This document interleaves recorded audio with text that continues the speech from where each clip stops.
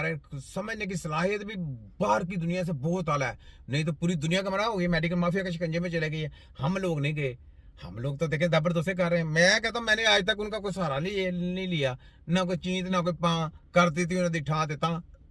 तो ये बात है, आए आगे देखो वो एक ही शिकायत करता नजर आता है कि इसे किसी न किसी सूरत हड्डियों से वाबस्ता कोई न कोई बीमारी है। कहीं थ्रेड्स है तो कहीं हड्डियों का टेढ़ापन, कहीं हड्डी बढ़ गई और कहीं घुस गई, और बचाव का तो एक्सीडेंट के नतीजे में हड्डी के जाया होने और हमेशा की माजूरी का सामना करना पड़ता है। डॉक्टर उम्र को लेकर भी इसका इजहार कर दे कि वक्त के साथ साथ हड्डियां कमजोर होती हैं और उनको दोबारा जोड़ा या उगाया नहीं जा सकता।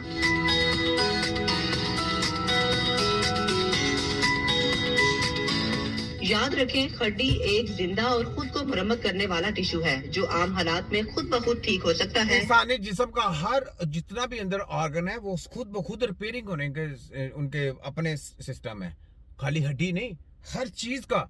लेकिन अगर आप उसको कट कर देंगे फिर वो खत्म हो गया, फिर सिस्टम खत्म। इंसानी जिस्म का, आपको खाली हड्डी की बात कर रही है, मैं इंसानी जिस्म के पूरे ऑर्गन की बात कर रहा हूँ।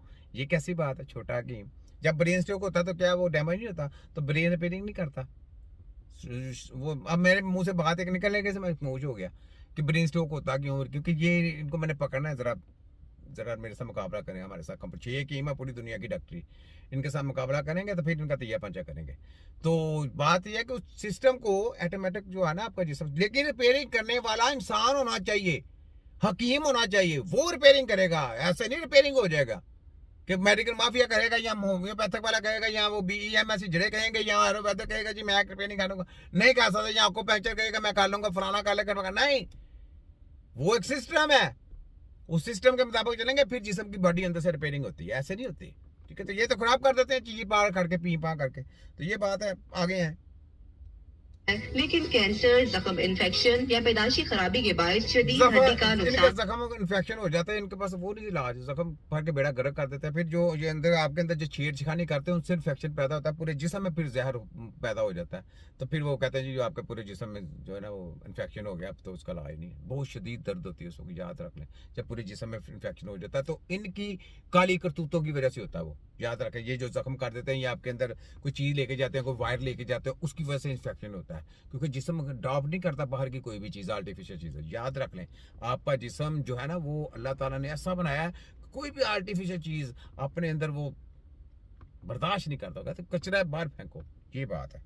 तो सुने, नुकसान होने की सूरत में ये अमल मुतासिर हो सकता है। 3D प्रिंटिंग से मसनूई bone graphics, stem cells, D printing और टिश्यू इंजीनियरिंग की मदद से नई हड्डी बनाई जा सकती है। लेकिन जदीद दुनिया में नई हड्डी को बनाने के काम में बड़ी पेशरफ्त कर ली गई है। बोन रीजनरेशन प्रोग्राम के तहत हेल्थ साइंटिस्ट ने वो तरीकाकार इजाद कर लिया जिसमें वो अपनी मर्जी के मुताबिक किसी भी हड्डी को सीधा कर लेना, फलाना कर लेना, वो तो कोई बात नहीं। हड्डी टूट गई है तो वो आप वैसे भी जोड़ लें तो उसको कोई प्रॉब्लम नहीं होती। लेकिन बात यह है कि उसकी टांग को चलाना है, उसके सिग्नल को लेके आना है। उसके सिग्नल नहीं आएंगे तो वो बेकार है। वो आपने हड्डी क्या सीधी कर दी, आपके सामने हकीम बैठा है, ची पाँ करने वाले, पी पाँ करने वाले, वो आपके वो गलत स्टडी वाले नहीं बैठे। ठीक है, ये बात है।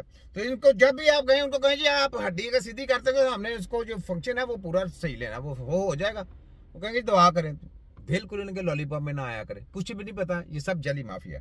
लगे समझ? तो ये बात है, आपने देख लिया। तो ये जनाब आगे आ जाए, ये लें, ये यहाँ पे देखें, कहता है मेरे दौर में गरीबों का बिजली का बिल 16,000 आता था, आज 18,000 आ रहा है। खोते का बच्चा नवाज शरीफ, ये देखें, ये देखें, कहता है 16,000 से मैं 18,000 मेरे दौर में। तो ये किसका दौर है? ये शिबाजू कंजर कौन है? ये तो तुम्हारा दौर नहीं है। उधर बैठे गेमें कर रहा है, उधर बैठे सारी जो मुशावरत इसके साथ करता है, पूरी मुशावरत करके पूरी गेमें सुनाता है। तो ये कहता है 18,000 का आ रहा है। देखें मैं कैसे कैसे इनको रगड़ा फेरता हूँ। ये ले, ये सुने। नबी पाक दे शहर दी गलियां जो कोई गली नाराज ना होवे, सदके यार वाह। नबी पाक जो चाहता है कि नाराज ना हो, हाथ पे जो चाहता है कि हुजूर के शहर की कोई गली नाराज ना हो, हिम्मत बढ़ाए जरा। नबी पाक दे शहर दी गलियां जो कोई गली नाराज ना हो, वाह। पावे मेरे अली, वाह, पावे गौस जली, कोई वली नाराज ना होवे, वाह। पावे मेरे अली, आहा, पावे गौस जली, आहा, कोई वली नाराज ना हो। आहा, जेड़ी